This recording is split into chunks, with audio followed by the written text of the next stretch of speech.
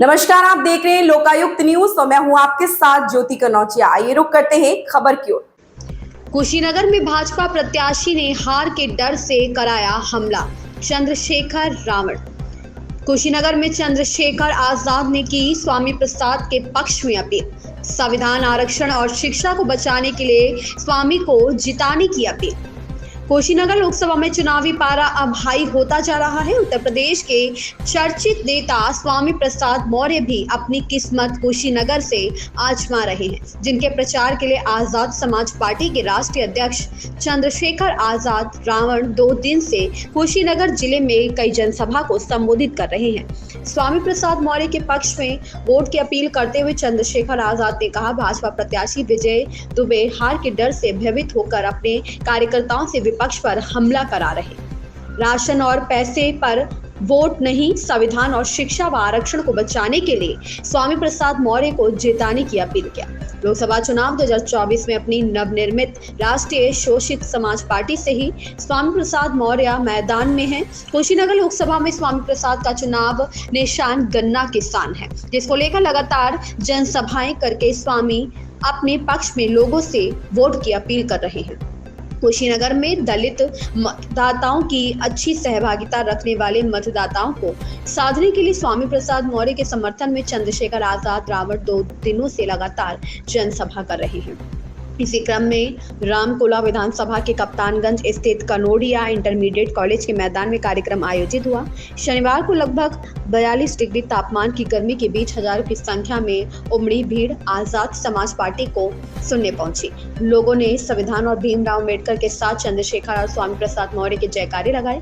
लोगों को संबोधित करते हुए चंद्रशेखर आजाद ने कहा कि जहां एक तरफ सत्ता से जुड़े लोग खाना, पानी, वाहन और संसाधनों को देकर भी भीड़ नहीं जुटा पा रही है, वहीं दूसरी तरफ प्रचंड गर्मी में भी आपका जनसैलाब आपके उत्साह को दिखा रहा है। ये अभी आप जो प्रचार कर रहे हैं और उससे पहले ही कल आपके वहाँ विवाद भी हुआ था, क्या कहेंगे इस पे? किस तरह का व्यवस्था चल रही है यहाँ पे? देखिए, ऐसा है, ये लोकतंत्र है और जनता के हाथ में शक्ति होती है और जनता चुनाव लड़ रही है और जनता ने ठान लिया है। और हमारे जो सामान्य जिला के अध्यक्ष हैं, उन कार्यकर्ता, उन्होंने ये मन में संकल्प ले लिया है कि वो गन्ना किसान को इस बार जिता के रहेंगे, क्योंकि उन्होंने सभी को आजमा के देखा और वो ठगे गए। अब ठगी से बचना चाहते हैं तो स्वामी प्रसाद मौर्य जी को ताकत देने का काम वो लोग कर रहे हैं। अभी विजय दुबे जो भाजपा के प्रत्याशी हैं, वो कहते हैं कि स्वामी प्रसाद मौर्य अपने कार्यकर्ताओं के साथ नहीं रहते हैं। ऐसा उन्होंने जब विवाद में उस पर कहा, इस पर क्या कहेंगे? देखिए, वो घबरा गए हैं इसलिए हमला कराएं, और वो घबरा गए हैं तो इस तरह की बातें कि डरन देव लोकतंत्र में जनता जब खड़ी हो जाए तो डरना ही पड़े नेताओं को। वो 5 साल से MP, उन्होंने क्या किया उनको ये बताना चाहिए, ना कि स्वामी प्रसाद मौर्य पे हमला कराना चाहिए। कि देश में जिनका राज होता है उन्हीं की सुनवाई होती है, जिनका नेता ताकत में होता है उन्हीं को न्याय मिलता है। कहा यह जाता है कि न्याय जन्मसिद्ध अधिकार है, लेकिन ये सच नहीं है। न्याय भी उनको मिलता है जिनका नेता मजबूत होता है। अगर न्याय मांगने से मिल जाता तो हमें हाथरस की जैसी घटनाओं पर आंदोलन नहीं करना पड़ता। और 69,000 शिक्षक भर्ती में जब पिछड़े और दलित वर्ग के बच्चों का अधिकार ये सरकार डकैती मार लेती है तो हमें और उन बच्चों को आंदोलन नहीं करना पड़ता। जब पुलिस की भर्ती में 48 लाख बच्चे फार्म भरते हैं और 400 रुपए पर बच्चे के हिसाब से 200 करोड़ रुपए सरकार पे इकट्ठा होता है और फिर वो भर्ती में घोटाला हो जाता है और कोई पूछने वाला नहीं होता। ये तभी होता है जब आपका नेता कमजोर होता है। ये जो जुर्म जाति का शिकार हम लोग हैं, बड़ी बड़ी बातें चलती हैं कि कानून व्यवस्था बड़ी अच्छी है। कानून व्यवस्था का उदाहरण मैं खड़ा हूं, मेरे ऊपर 4 गोली चलाई गई। ये इस बात का उदाहरण है कि उत्तर प्रदेश में गुंडा राज चल रहा है। कानून का राज भारतीय जनता पार्टी के नेताओं की चौखट पे दम तोड़ चुका है। जब आप समझिए, मेरे जैसा व्यक्ति सुरक्षित नहीं है, जिसको चाहने वाले करोड़ों लोग हैं, तो आम गरीब दलित पिछड़े किसान मजदूर का क्या हाल होगा। गांव में रहने वाली माताओं बहनों को किस तरह की जिंदगी का सामना करना पड़ता होगा। हमने वो भी दौर देखा जब हम ताकत में थे तो किसी सामंती की हैसियत नहीं होती थी कि गरीब की बच्ची की तरफ आंख उठा के देख ले, किसी गरीब की जमीन छीन ले, किसी गरीब को पीट दे, किसी गरीब की तरफ आंख उठा दे। लेकिन जैसे जैसे हम ताकत में कमजोर हुए और हमारा पिछला आंदोलन कमजोर होता गया और सत्ता में दूसरे लोग आए तो वो अपने हिसाब से सत्ता को चलाने लगे। आज तो जमीन के साथ हमारी इज्जत भी खतरे में चली गई है और हम पे आगे बढ़ने का एक ही मात्र रास्ता है, वो है शिक्षा। और शिक्षा का बाजारीकरण हो गया है। बड़े बड़े कॉलेज आपके बराबर में खोल दिए गए हैं जिनमें गरीब आदमी घुस भी नहीं सकता। बड़े बड़े हॉस्पिटल बना दिए गए हैं जिनमें गरीब आदमी का इलाज नहीं होता। यहाँ तक कि जिंदा से तो पैसे लेते ही हैं, लेकिन मरने के बाद भी डेड बॉडी तब देते हैं जब आप उनका पूरा पैसा चुका देते हो। जिस देश में भारतीय जनता पार्टी के हमारे यशस्वी प्रधानमंत्री ये कहें कि 80 करोड़ लोगों को मैं सस्ता राशन देता हूं, उस देश की हालत समझिए। जबकि कहना उनको ये चाहिए कि हमारी नाकामी और निकम्मेपन की वजह से हमने समय मांगा था 50 दिन का, लेकिन जनता ने हमें 10 साल दिए, हम किसी का भला नहीं कर पाए। और जो हम थोड़ा बहुत सरकारी डिपार्टमेंट था जिसमें नौकरी करके दलित पिछड़े किसान मजदूर वर्ग के बच्चे आगे बढ़ जाते थे, हमने वो सारे डिपार्टमेंट लगभग प्राइवेट कर दिए।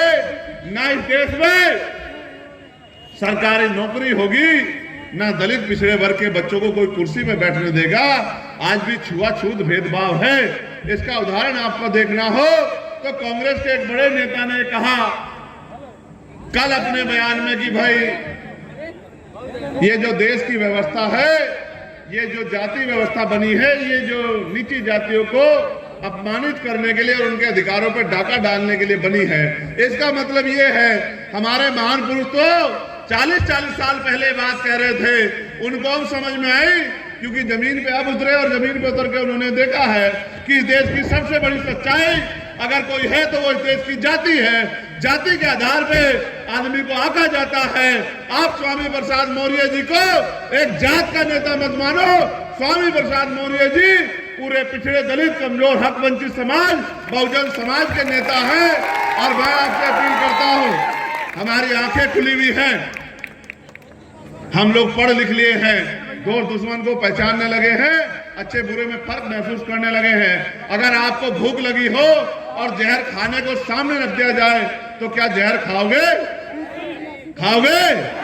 तो इसका मतलब ये है कि अब वो दिन नहीं रहे कि एक लाठी से पूरा गांव घेर दिया जाता था और आपके बूथों पे कोई सामंती कब्जा कर लेता था।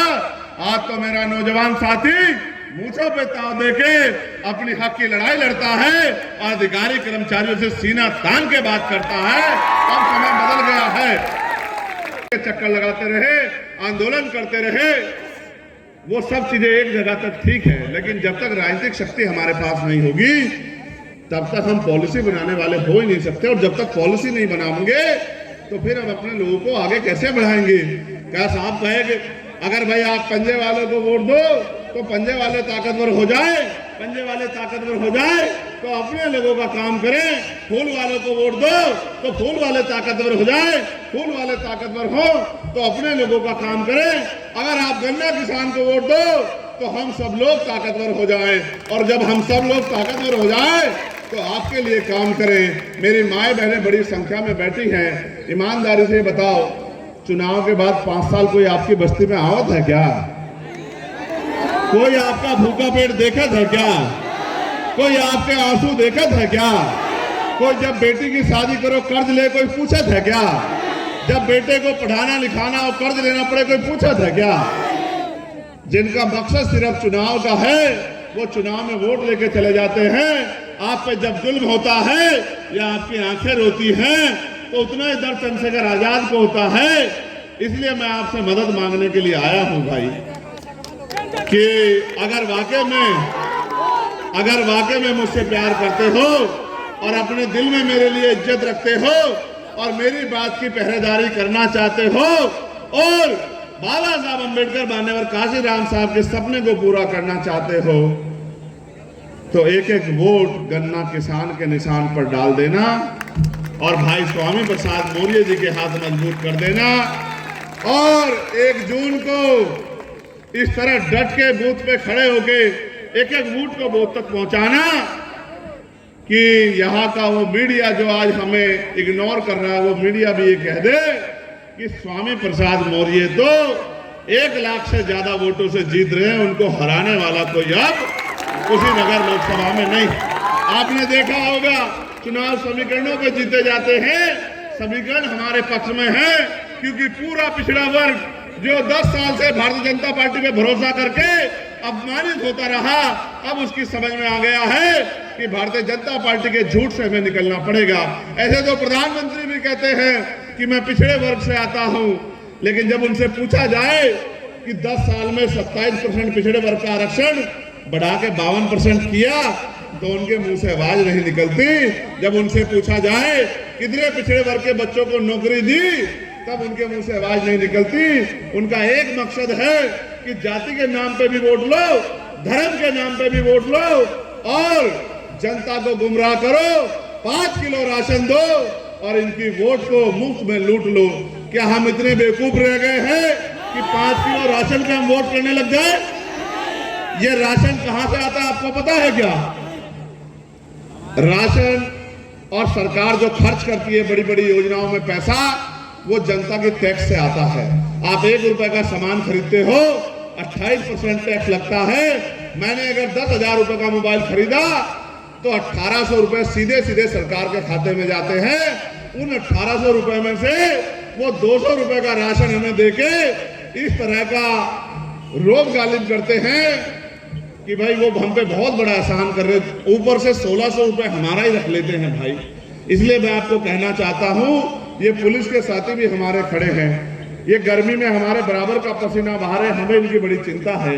इसलिए मैं इनको भी आश्वस्त करना चाहता हूं कि 8 घंटे की ड्यूटी पुलिस की हो और सप्ताह में 1 दिन छुट्टी मिले और उनकी वेतन विसंगतियां दूर हो।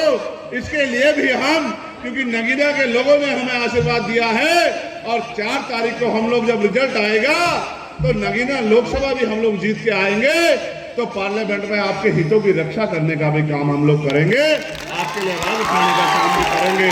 और तो और आपको जान के अचरज होगा, भैया आपको भी जानकारी शायद सरकार में रहे तो होगी, 180 रुपए भत्ता मिलता है इनको कपड़ा धुलाई का, और जब से कई पॉलिसी लागू हुई तब से तो वो भी ना मिल रहे।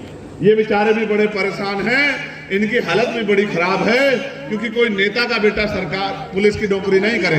ये भी किसान मजदूर के बालक है, बेटियां हैं, इनकी चिंता भी किसान मजदूर के नेता को ही करनी पड़ेगी। इसलिए इनकी आवाज भी हम उठाएंगे और अग्निवीर लाके, जो दलित पिछड़ों के बच्चे सरकारी नौकरी में आर्मी में जाके देश की सेवा करते थे, उनकी आवाज भी हम उठाएंगे, उस अग्निवीर का इलाज भी करेंगे और गुंडागर्दी की सरकार का इलाज भी करेंगे और अपने भाइयों को उद्योग धंधे लगा के रोजगार दिलाने का काम भी हम लोग करेंगे। जितना बैकलॉग बाकी है उस बैकलॉग को आरक्षण के आधार पे, ऐसे नहीं जैसे 69,000 शिक्षक भर्ती में 20,000 पदों पे घोटाला, ऐसे नहीं, जिसकी जितनी संख्या भारी उसकी उतनी हिस्सेदारी, इस आधार पे 27% पिछड़ों का आरक्षण, जो 52% है, जो 27 मिल भी नहीं रहा, उसको 52% कराने का काम हम लोग करेंगे। 52% पिछड़े वर्ग के लोगों को आरक्षण मिले, इसके लिए हम लोग संघर्ष करेंगे। और मंडल कमीशन की सिफारिशें हो या स्ट्रक्चर कमेटी की सिफारिशें हो, सारी सिफारिशों को, या रंगनाथ मिश्रा की सिफारिशों, तमाम सिफारिशों को हम लोग लागू कराने के लिए संघर्ष करेंगे। और अगर सरकार हमारी बात ना सुने तो उनके कुर्ते फाड़ देंगे, पार्लियामेंट में भी लड़ेंगे और पार्लियामेंट के बाहर भी लड़ेंगे। इसलिए मैं आपसे अपील करता हूं, आपकी जेल में ये फोनवा है या नहीं है? ये फोनवा हथियार है आपका, समझते हो नहीं समझते हो? इसमें 100 नंबर होए और बाबू 2-2, 4-4, 10-10 फोन कर दो रिश्तेदारी में, कर दे नहीं कर दे, जैसे बहन की ससुराल में कर दे, भाभी के मायके में कर दे, चाची के मायके में कर दे, ताई के मायके में कर दे, बुआ के ससुराल में कर दे, भैया भाभी नु कर दे कि एक वोट के इतने गन्ना किसान के निशान पर डालनी है भाई। ये केतली रट गया हमसे, इसलिए रट गया कि हमने बहुत दिन केतली के लिए वोट मांगा, लेकिन ये तो समझो यही गन्ना किसान ही केतली है भाई। तो एक वोट ऐसे डालना कि आप केतली को ही डाल रहे हो, जोर जोर से बटन दबाना। इस खबर में बस इतना ही, बने रहे लोकायुक्त न्यूज के साथ।